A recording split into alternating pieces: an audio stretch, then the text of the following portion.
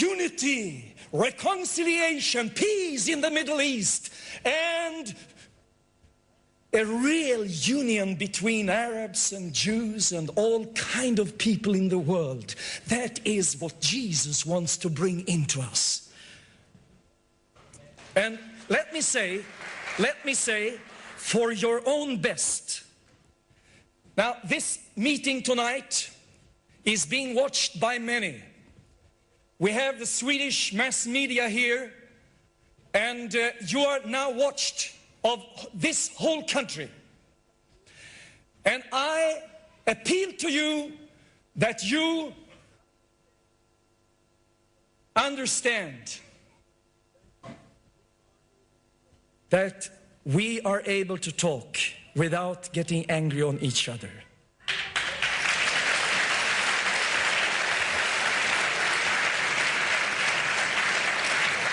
Now, I must take those statements by Mr. Deedat. I have still 15 minutes. It says in the very beginning of Genesis that God created, and Mr. Ahmed Deedat explains that there is a plural here in the beginning in the Bible that we have not yet discovered in our different various translations. But you see, as you read the whole chapter, you find that the plural is there. And the plural is even in the Quran. Because when God talks about himself, he says, let us make man into our own image. So if Elohim means God in plural, this is the wholeness. As the whole Bible tells us, God is not just a single individual in the sense of human thinking. He's beyond our comprehension. How do you say it in English now? Comprehension. Yes. So there is no contradiction in that. The Bible clarifies it very well in the first chapter of Genesis. And let me say, we have an expert in adding to the Bible what is not there. And that expert is present here tonight. His name is Mr. Ahmed Deedat. Tomorrow evening, I'm going to give you many examples how Mr. Deedat miscredit my Jesus. And sometimes I'm a little wondering about the honesty, but we are going to have dinner together, lunch together, and we'll talk and find out. Now, which one of your questions? Take this one. Satan said to David, count the people, and in the other version it says God said, count them.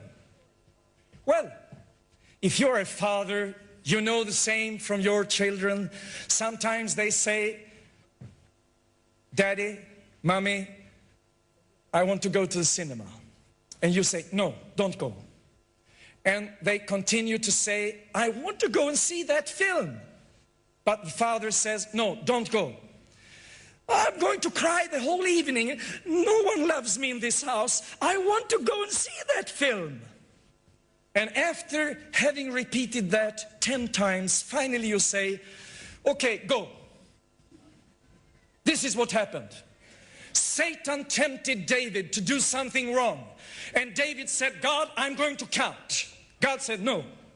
David said, no, I'm going to count them.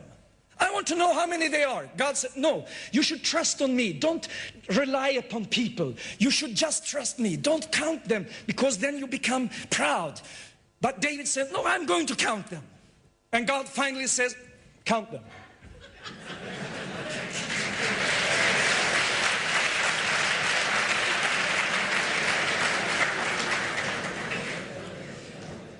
Now, here is another example. Mr. Deedat in this book has written like this, that there is a contradiction saying that David slew the men of 700 chariots. And in the other version it says, David slew of the Syrians 7,000 men. No difficulty at all. In every chariot there were 10 men.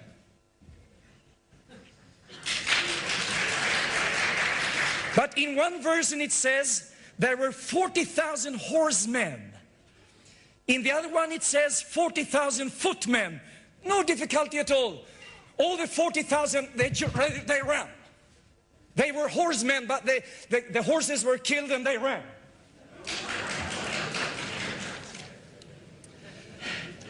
And here it says Solomon had 4,000 stalls for horses. In the other version it says Solomon had 40,000 stalls. A difference of 36,000. No. You see, this is a testimony about how God was blessing. And in the beginning he had 4,000, and after some years he had 40,000.